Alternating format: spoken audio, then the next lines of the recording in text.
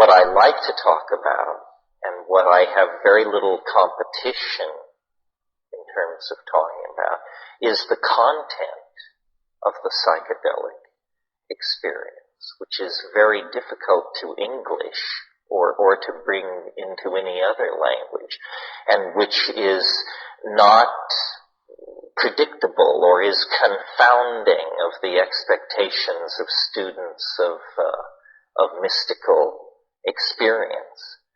And so that was sort of my core specialty, if you will, was the ethnopharmacology of consciousness and the phenomenology of the states there derived. But after 25 or 30 years of doing this, it bleeds into all kinds of larger categories, like what is art, what is human history, what is the religious impulse, what is the erotic impulse, what is mathematics, and then somehow these concerns, shamanic, oracular, ecstatic, always garner to themselves a prophetistic aura. What is the future?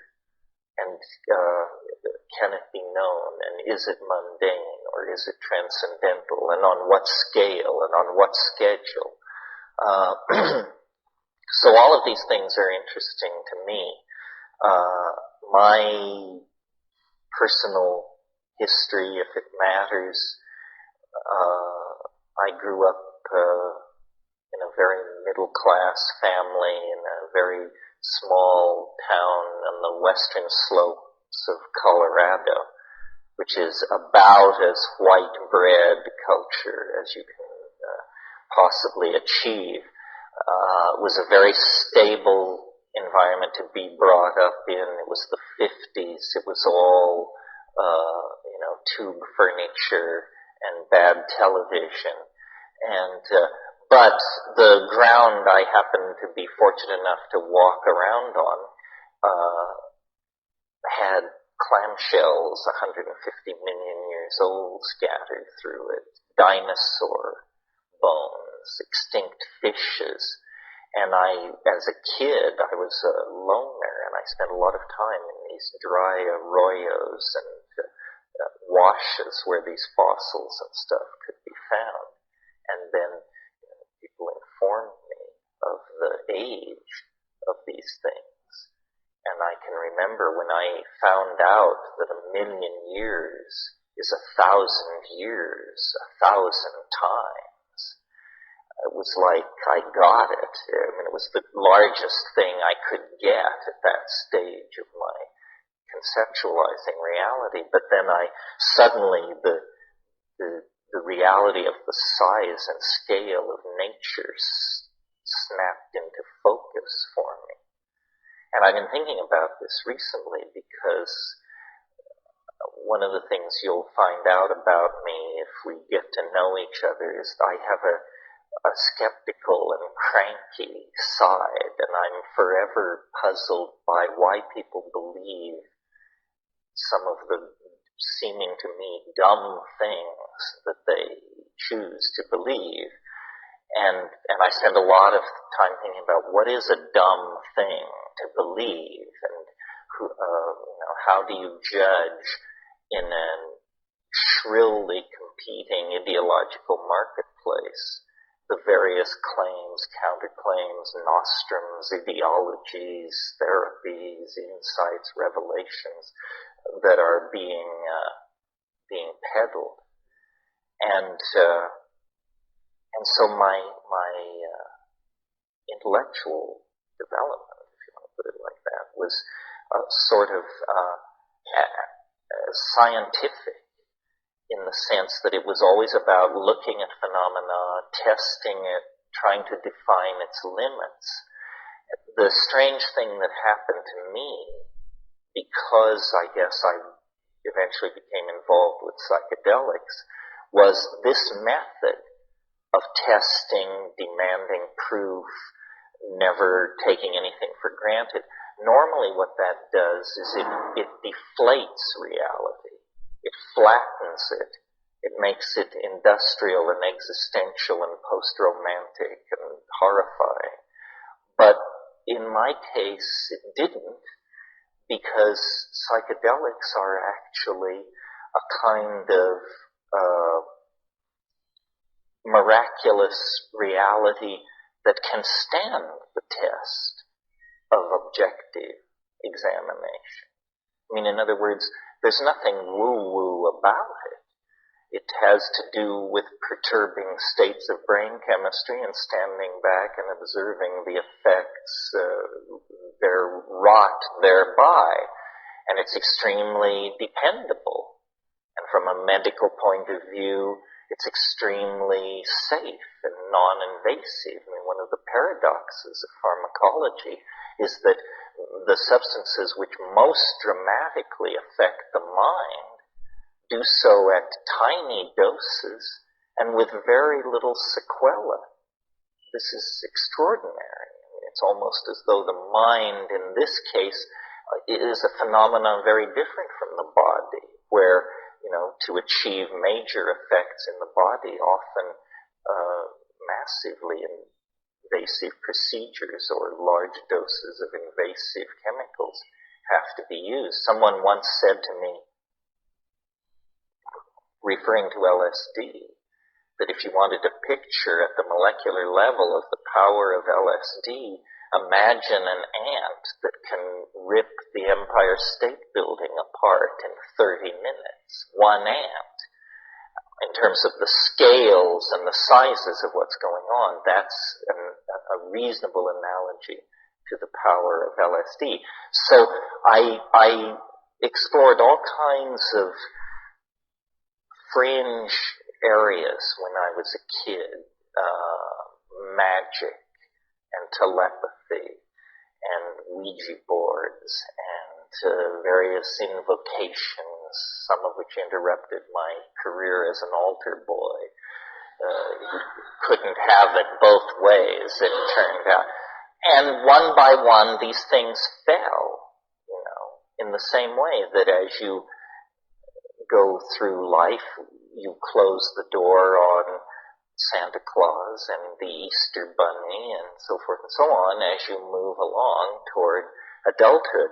But then I discovered that the psychedelic dimension seemed to be an exception, that it was as though the tidy world of European positivist culture derived from Calvinism and Greek science and so forth and so on had this umbilical point, this place where it was all tied together.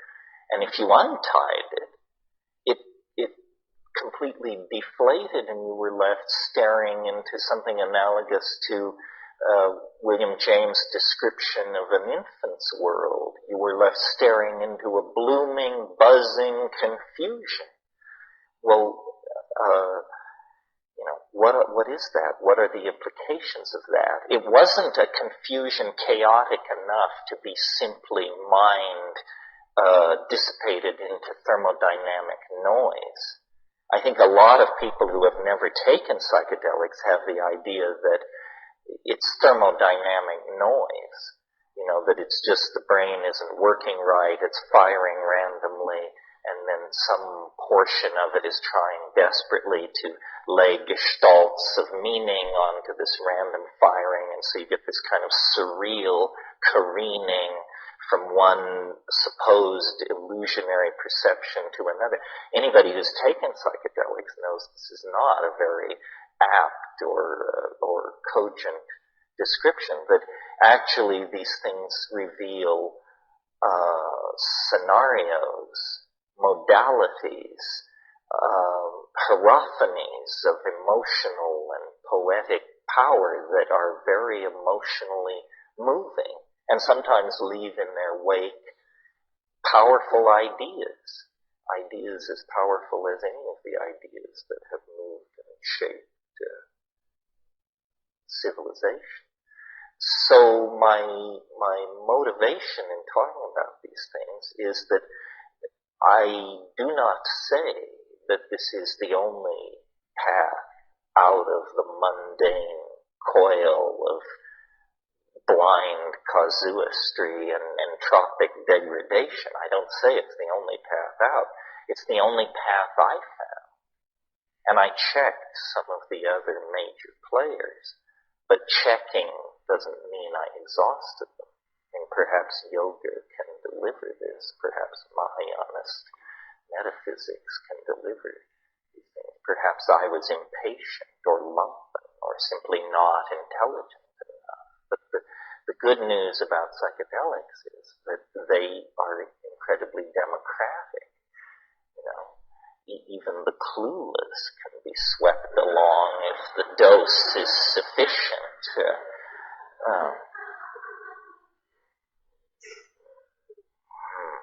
Yes. Well, so that's just a little bit about it. And other things that are very interesting to me, as I said, are the future, but the future in some specificity, both the rationally apprehendable future that we get when we extrapolate current technologies, current tendencies, and the not so rationally apprehendable future when we actually turn on all the bells and whistles of the historical process and realize that it is inevitably ramping up into more and more hypersonic states of self-expression, and that this is what is creating this end of history phenomenon, or this eschatological intimation that now haunts the cultural dialogue. There is something deep and profound moving in the mass psyche, driven by historical forces long in the process of unfolding, but now exacerbated and focused by new communications technologies that are essentially prostheses, extensions of the human mind and body of enormous and unpredictable power, or with unpredictable consequences. So, in a sense, what began for me as the psychedelic experience, a personal experience triggered by a relationship with a plant based on certain definable pharmacological phenomena, has become like a general metaphor for understanding being in the world and our historical dilemma, because in a way they're fractal adumbrations of each other. I mean, history, call it 15,000 or 25,000 years of duration, is the story of an animal, some kind of complex animal, becoming conscious and staring out then into a kind of universe of infinite possibilities based on what consciousness can do in the realm of energy, matter, light, time, and space. Well, so in a way, the psychedelic experience is like a microcosmic reflection of that. You start from baseline, which is your ordinary lumpen or not so lumpen, depending on who you are, state of consciousness. But wherever you start from, it lifts you up in a process of evolutionary unfoldment that is squeezed into hours. And it goes on entirely in the evolution of thoughts, feelings, and perceptions. And it seemed to me for a long time, at least since I read McLuhan and assimilated his notion of tools as things which have a feedback into how we see the world, it seemed to me that the psychedelic state was then like a predictive model for what human history wanted to do. Human history wants to break through all boundaries, to somehow have a realized collective relationship with deity, or that which orders nature, or some fairly large concept like that.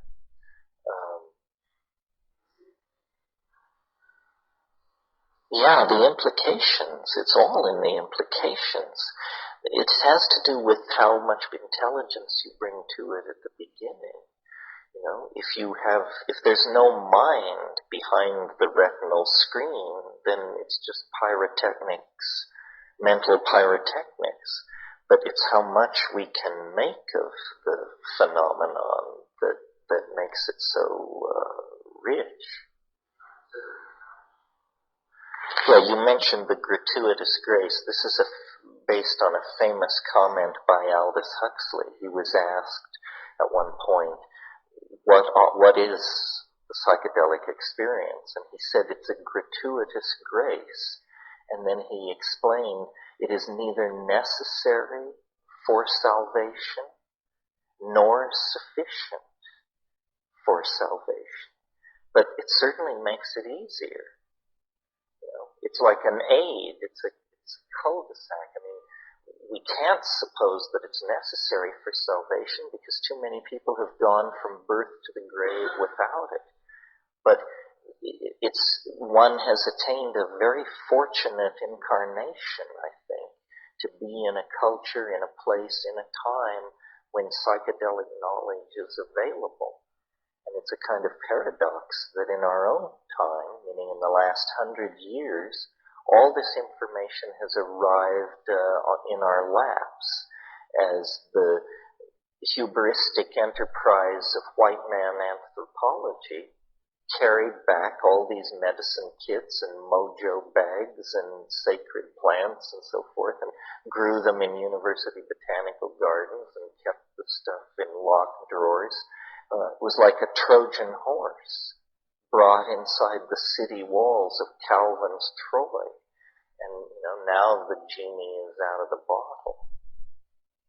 I'll have to restrain myself for these long exegetical comments on each person's.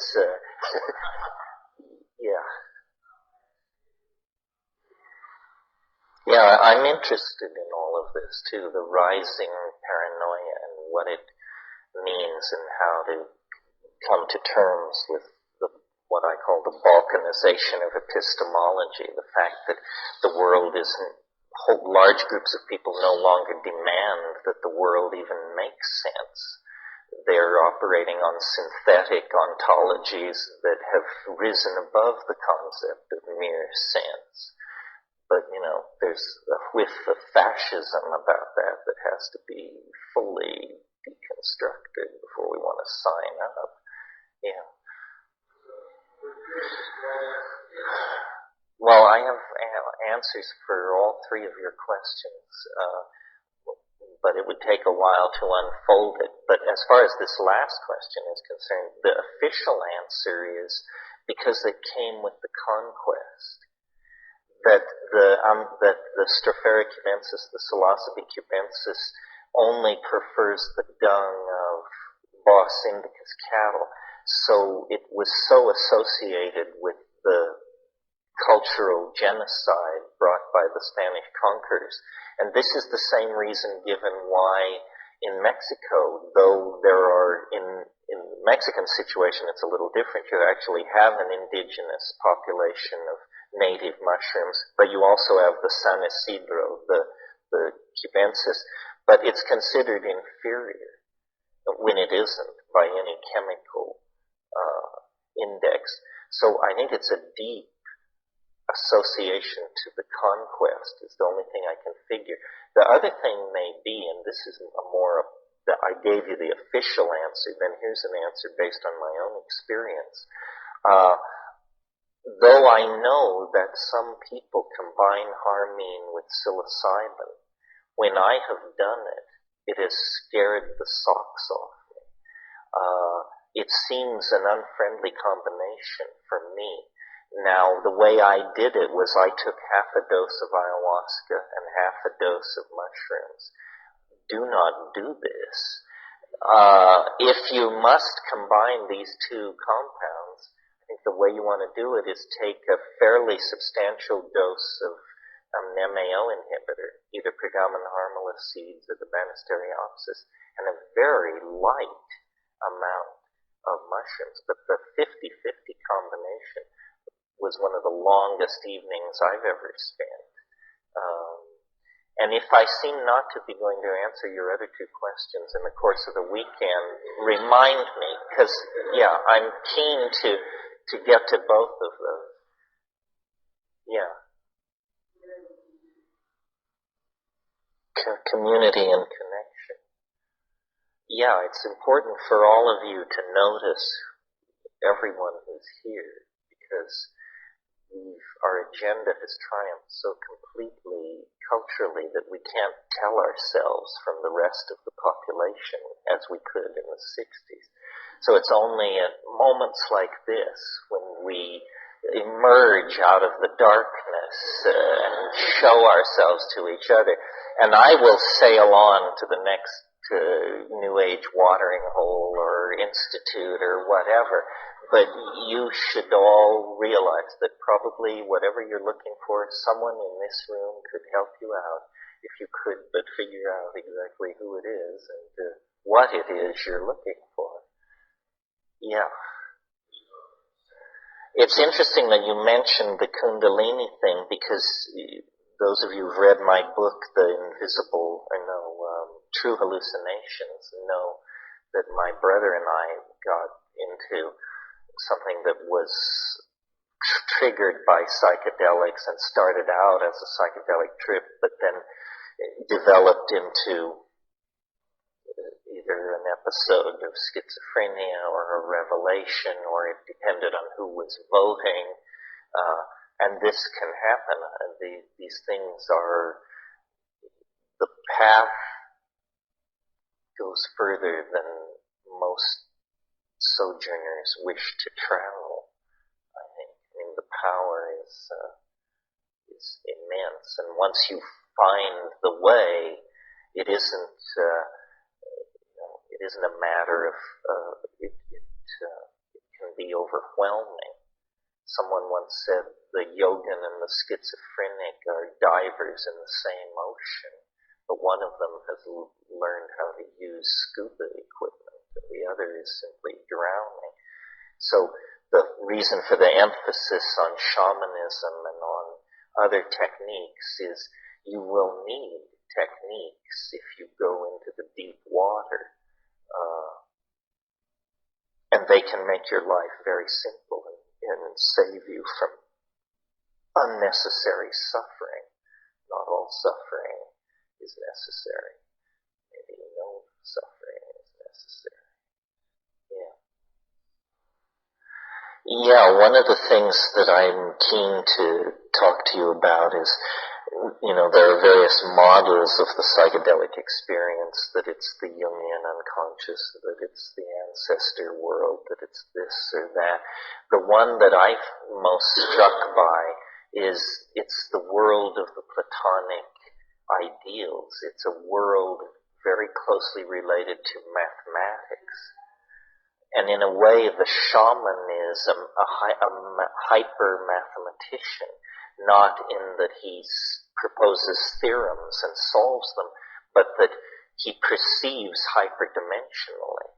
And the magical power of the shaman, the power to predict weather, to tell where the game has gone, to cure, to have deep insight into social problems within the tribal group. All these so-called magical powers become completely understandable if you believe that the shaman actually attains a kind of hyperdimensional perception. And, also teaching here this weekend is my old buddy Ralph Abraham, who's one of the world's leading exponents of chaos dynamics, and he has told me many times that the DMT flash for him is simply and straightforwardly a perception of hyperspace, a coordination, and this is why metaphors like inner eye and inner seeing make sense, because of course in hyperspace the inside of the body is no more secret from perception than the outside of the body. So, mathematics is one of the few things I still trust at this point.